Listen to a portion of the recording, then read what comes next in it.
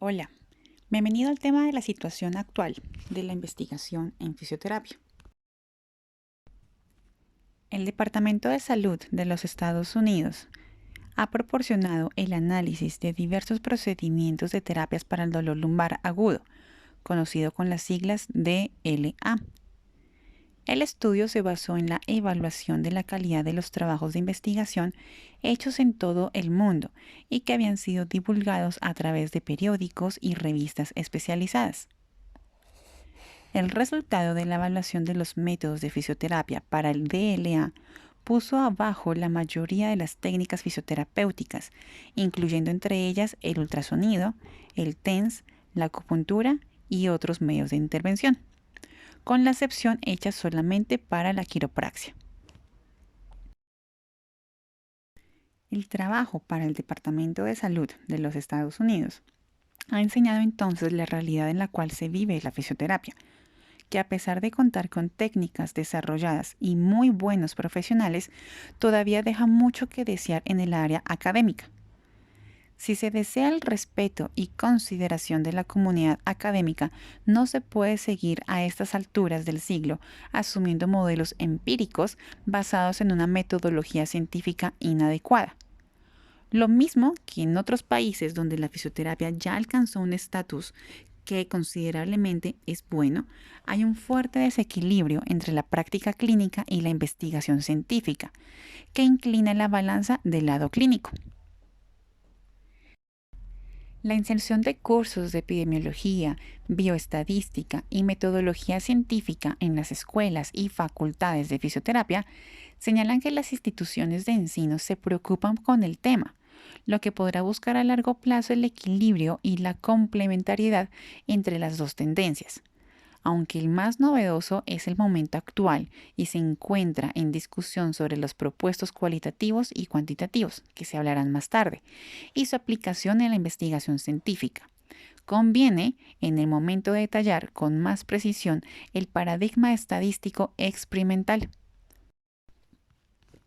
Mientras tanto, el hecho de resaltar la perspectiva cuantitativa no podrá llevarnos a descartar los paradigmas cualitativos y tampoco infravalorarlos, ya que en el campo de las terapias manuales no se puede dejar de observar la intersubjetividad de la realidad que ocurre en el paciente, el protagonista del escenario y que está bajo los condicionantes biopsicosociales.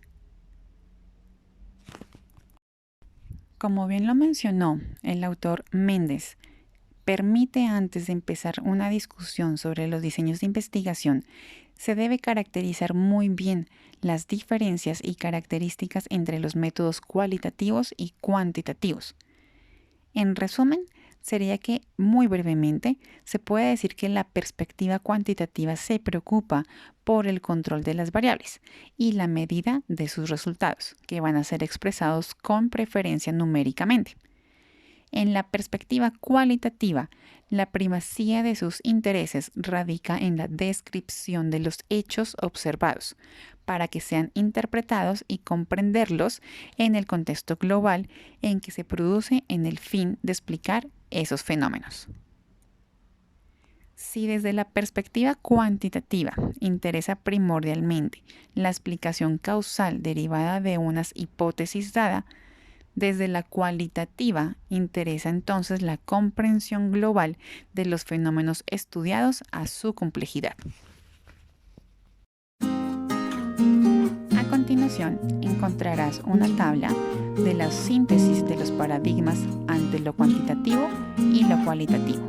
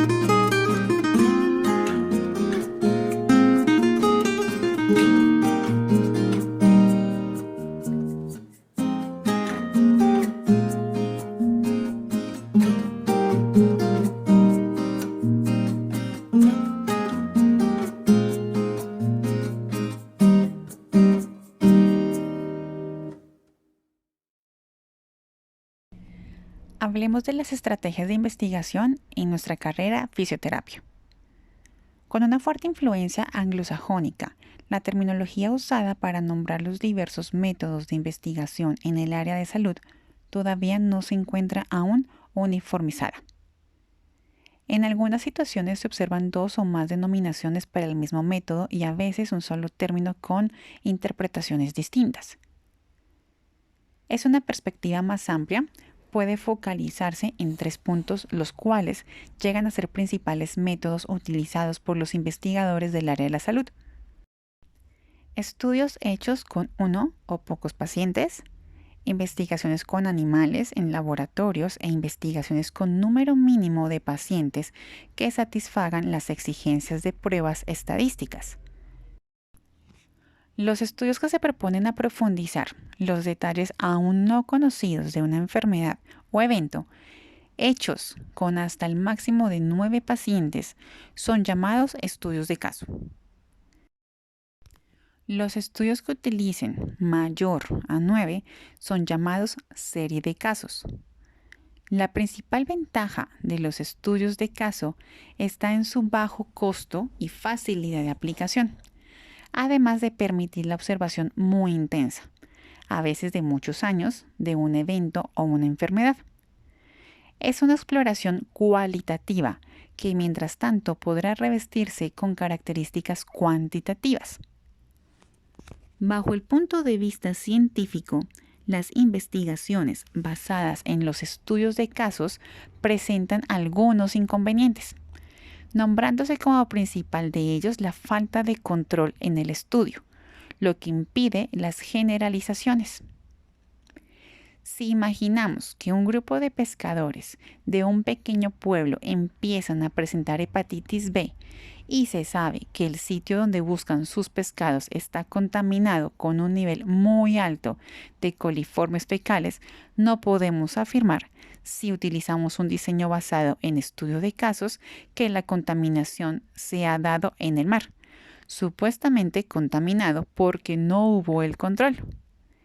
En el caso anterior, es posible que muchos pescadores no presenten la serología a pesar de trabajar en el mismo sitio de donde está siendo contaminado. Además, la falta de control en los estudios de casos existen aún el problema de que las muestras acostumbran a ser muy pequeñas, hecho que deberá considerarse en la interpretación de los resultados de las investigaciones caracterizadas por ese tipo de diseño. Sin lugar a dudas, el laboratorio es la plaza idealizada como perfecta para la investigación científica, porque en esos sitios el investigador consigue controlar la subjetividad que va a involucrar las experiencias científicas. De ese modo, los estudios con animales en laboratorios suelen ser el llamado patrón oro de las investigaciones, porque sus resultados representan, como ya se ha dicho anteriormente en la tabla, una medición penetrante y controlada. Para nosotros los fisioterapeutas, que trabajamos en su esencia con pacientes, obviamente las investigaciones con animales en laboratorio no representan en principio la tipología de estudio indicada, aunque hayan buenas investigaciones de esos profesionales en esa área. El diseño de estudios adecuados en la práctica de las técnicas fisioterapéuticas deben caracterizarse por investigaciones que utilicen un número de pacientes que les permita, con el margen de error reducido, alcanzar sus objetivos o comprobar sus hipótesis. En ese sentido, antes de sugerir el tipo de estudio más adecuado a la investigación en fisioterapia, conviene observar en la siguiente tabla las distintas clasificaciones de diseños hechos con pacientes o personas de una comunidad dada.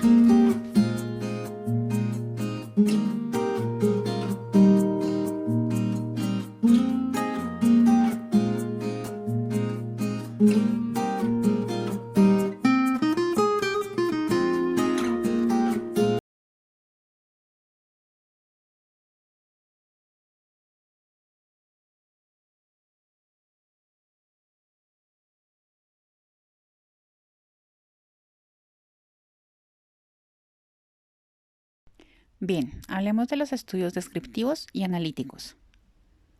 Los estudios descriptivos se proponen bajo el punto de vista cuantitativo estudiar la distribución de una enfermedad dada o evento en una población. En ese tipo de estudio no hay la formación de grupo control y pueden considerárseles como una primera fase, la fase de obtención de datos, los cuales serán o podrán ser utilizados en un estudio analítico. Las palabras claves que distinguen los estudios descriptivos son la prevalencia y la incidencia. Algunos tipos de estudios son los siguientes: la incidencia de úlcera duodenal entre la población de varones, la prevalencia de SIDA entre los pacientes que hacen hemodiálisis y la tendencia del coeficiente de mortalidad por SIDA de una ciudad en los últimos 10 años. Se considera el término prevalencia para designar las medidas que describen la proporción de una comunidad dada o población que padece la enfermedad en un momento determinado. Los estudios de incidencia se proponen refletir la variación del estado de salud de la enfermedad en una comunidad o en una población. A continuación están las fórmulas que se expresan muy bien mediante las dos medidas de prevalencia y de incidencia, teniendo que como prevalencia encontramos como numerador el número de individuos que tienen la enfermedad en un momento dado, y como denominador tenemos el número de individuos de la población que se encuentra en ese momento. Para la incidencia, numerador estaría el número de casos que aparecen en una población durante un periodo de tiempo determinado, y en el denominador es la suma de los periodos de tiempo en riesgo de contraer la enfermedad correspondientes a cada individuo de esa misma población. Estudios descriptivos. Los estudios descriptivos son importantes en el área epidemiológica porque levantan los grupos de riesgo, lo que permite de inmediato la implantación de programas preventivos y porque pueden sugerir explicaciones para los cambios en las distribuciones de enfermedades. En el campo de terapias manuales, las encuestas podrán formar una base de datos que justifiquen la utilización de la técnica en un determinado sitio. Un ejemplo sencillo: en un hospital dado, se ha enseñado a través de la tasa de prevalencia que el dolor lumbar continúa muy alto, a pesar de saberse que los pacientes se han sometido a otros tipos de terapias. Se podrá entonces, basado en esa característica, justificar el uso de las terapias manuales como alternativa para el ecuacionamiento del problema. Los diseños de estudios analíticos ya consideran o no la formación de grupos de control y tienen la característica de la formulación de las hipótesis, intentando relacionar dos o más eventos entre sí, los cuales suelen ser la causa y el efecto. Cuando se intenta comprobar, por ejemplo, que un tratamiento osteopático o quiropráctico T o X resulta eficiente en la prevención de lumbalgias, se está relacionando dos eventos entre sí. En el presente caso, el tratamiento T o X sería la exposición o una supuesta causa, y el resultado, que sería la prevención, un efecto dado. Habrían entonces dos caminos a seguir en el ejemplo. Primero, que intenta asociar la aplicación del tratamiento a un grupo de pacientes y verificar a posteriori si el tratamiento ha sido eficaz. Es decir, el trabajo parte del presente hacia el futuro, que consiste en verificar si la terapia aplicada hoy será capaz de eliminar o prevenir el dolor. Y el segundo sería llamado caso y controles, donde se busca la asociación de un efecto dado con una supuesta causa, volviéndose al pasado para intentar justificar la enfermedad del presente. Estudios prospectivos. A esa subclasificación de estudio analítico que asocia respectiva y secuencialmente la exposición, haciendo referencia a la aplicación del tratamiento osteopático, a la prevención o cura, hablando del efecto dado, se le llama estudio prospectivo. Estos estudios prospectivos presuponen la constitución de dos grupos, el de control y el experimental, y pueden dividirse considerándose la forma de selección de los participantes de la muestra, en estudios de cohorte o ensayo clínico randomizado. Cuando los participantes de la muestra del estudio prospectivo no han sido elegidos al azar, el diseño es llamado estudio de cohorte. El criterio randomizado observado al seleccionar los grupos muestrales, a su vez, caracteriza el estudio prospectivo en ensayo clínico randomizado. En los estudios de cohorte, los grupos que van a ser estudiados pueden formarse a través de observación de situaciones o de determinadas condiciones de sujetos de la población, sin que ese contingente pueda representar toda la comunidad a la cual pertenece. Una selección no randomizada. Ejemplo, la asociación entre ejercicios de estiramiento y la prevención de las lumbalgias.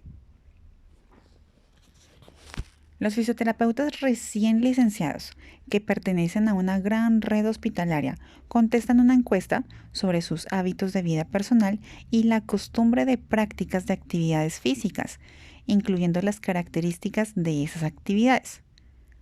Se constituyen dos grupos, uno con 500 fisioterapeutas que no tienen la costumbre de hacer prácticas y otro con 200 que ejecutan regularmente ejercicios basados en estiramientos musculares. Pasados 20 años, se observa que el ejercicio físico basado en estiramiento estaba inversamente relacionado con la presencia de lumbalgias. El grupo de fisioterapeutas que practicaban los estiramientos musculares habían tenido menos episodios lumbálgicos. Esto se puede observar con detalle de acuerdo a los cálculos y con su tipo de diseño en la siguiente tabla. Es entonces que se llega a la conclusión de que la interpretación de los cálculos de los fisioterapeutas que han incorporado en su quehacer diario el estiramiento sufren menos episodios lumbálgicos y que los fisioterapeutas que no tienen la costumbre de hacer esos estiramientos tienen 4 veces más la posibilidad de tener dolor lumbar. Por su parte, los estudios de cohorte presentan algunas limitaciones impuestas por la selección no randomizada de la muestra y por la posibilidad de que ocurran los sesgos o errores aleatorios. Las dos situaciones citadas en el párrafo anterior nos impide generalizar, afirmar con ese tipo de diseño que los estiramientos efectivamente previenen las lumbalgias. En algunas situaciones el término cohorte es utilizado para describir un grupo de personas o individuos con una característica común, y por ese motivo no se puede clasificar como un estudio prospectivo. Por otra parte, los estudios prospectivos, llamados ensayo clínico randomizado, presentan la característica de seleccionar al azar los que van a constituir los grupos muestrales y permiten de ese modo la formación de grupos que representen toda una comunidad. Hay de esa forma la posibilidad de trazar generalizaciones y afirmar con más seguridad que los resultados representan una realidad fiable. Por ejemplo, eficacia de técnicas terapéuticas manuales en la prevención de lumbalgias en adolescentes. Con el objetivo de comprobarse la eficacia de las terapias manuales en la prevención de las lumbalgias, se ha seleccionado por randomización 2 grupos de lumbálgicos. Los estudios experimentales han involucrado a 80 estudiantes lumbálgicos de 2 escuelas privadas. Los 80 estudiantes han sido divididos en un grupo control y en un grupo experimental, 40 y 40. Todos los alumnos presentaban las siguientes características. Pertenecían a la clase social media y alta, eran de raza blanca, eran lumbálgicos con diagnóstico aclarado y con más de 1 año de duración. No estaban bajo asistencia terapéutica y así se quedarían hasta el final del trabajo. Eran estudiantes de la enseñanza secundaria. Estaban más de 2 años como estudiantes de la escuela, Tenían edades que variaban entre los 11 y 19 años y además estarían bajo un control de quehacer diario por 6 meses. Se puede concluir con seguridad que las técnicas terapéuticas manuales han proporcionado cambios significativos en el perfil álgico del grupo experimental. La preocupación en seleccionar al azar la muestra y la búsqueda por el control de algunos hechos es asegurarse de que nadie de los grupos iba a estar bajo asistencia terapéutica o medicamentosa y el control del quehacer diario de todos los participantes de la muestra. Estos podrían caracterizarse en el estudio como confusores, aumentando el grado de confiabilidad del estudio, permitiéndose afirmar que existe una relación o asociación de los eventos. Pueden haber exposición técnica terapéutica manual y el efecto dado sería la prevención de las lumbalgias. Estudios retrospectivos. En un cierto pueblo hay un número significativo de inmigrantes con leucemia. Las autoridades sanitarias de la ciudad han tomado providencias para investigar el problema en esas personas, considerando en el pasado los factores de riesgo que podrían ser las fuentes etiológicas de la leucemia. Se ha descubierto que hubo algunos test nucleares en la región y se ha intentado asociar la leucemia de esas personas a las radiaciones del pasado. El diseño de este estudio es un clásico caso y control, donde se busca la asociación de un efecto dado, o sea, la leucemia, con una supuesta causa, o sea, las radiaciones, volviéndose al pasado, como se ha dicho antes, para intentar justificar la enfermedad ahorita en el presente. A ejemplo de los estudios prospectivos de cohorte, habrá en el diseño de casos y controles la posibilidad de factores interrecurrentes o confusores que recomiendan mucha cautela en la interpretación de los resultados. En la figura a mano izquierda y en la tabla a mano derecha, se presenta el texto siguiente donde se podrá observar el análisis de datos de estudios prospectivos de cohorte y ensayo clínico randomizado. En la tabla, A corresponde al número de pacientes tratados que no tienen más el dolor. B, número de pacientes tratados y que permanecen con dolor. C, número de pacientes no tratados que no tienen dolor. Y D, número de pacientes no tratados que sí presentan el dolor. En el caso de que estemos realizando una investigación para saber si hay asociación entre la terapia manual y la eliminación del dolor, se debe comparar la frecuencia con que ocurre el dolor en los grupos control y experimental. Tienen que ser sometidos a la terapia manual. Es decir, se verifica que el número de pacientes sin dolor después de la terapia es más grande, en términos de significancia estadística, que el número de pacientes que todavía continúan con el dolor en la postterapia. Con relación a la tabla se entendería que se constata A sobre A más B, C sobre C más D. Si el primer término es más grande que el segundo, en ese caso la relación entre los dos es estadísticamente más grande que la unidad. Se llegará a la conclusión de que la terapia manual y la prevención del dolor lumbar están asociadas. En el presente caso, a la dependencia del diseño que se adopta, cohorte o ensayo clínico randomizado, se puede afirmar con menos o más seguridad que la asociación es efectivamente verdadera. Cuando se intenta comprobar la eficacia de una técnica terapéutica que quizás se utilice como ya observado, un diseño de investigación que esté basado en un ensayo clínico randomizado con mucha atención para controlar los sesgos y los confusores. Para eso, una providencia sería asegurarse de que hayan grupos control y experimental con al menos 8 pacientes, que la muestra sea randomizada y que hayan evaluadores independientes en el trabajo. En los ejemplos anteriores, se han enseñado algunas características de diseños de estudio para verificar la eficacia de técnicas terapéuticas manuales para el control del dolor lumbar.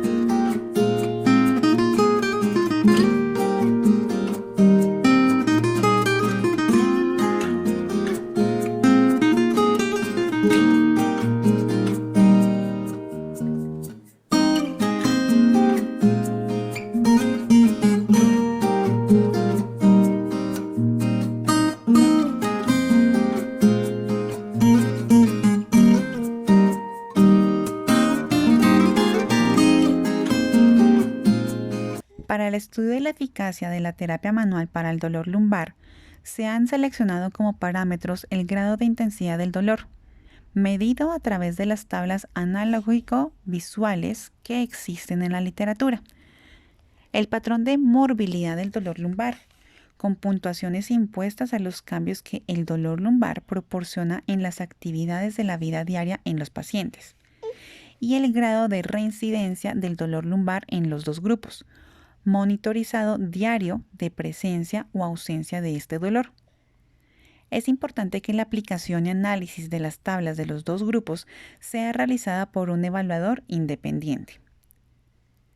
Se sabe, mientras tanto, que al fisioterapeuta que trabaja en consultorio o clínica privada le falta el número suficiente de pacientes que le llega a permitir hacer un estudio de tipo prospectivo. En ese caso, habría que caracterizar el diseño como un estudio de caso o serie de casos. Finalmente, mientras que no se sigue el camino de la investigación, un protocolo de evaluación basado en criterios científicos podrá darle más control sobre la evolución del cuadro de sus pacientes.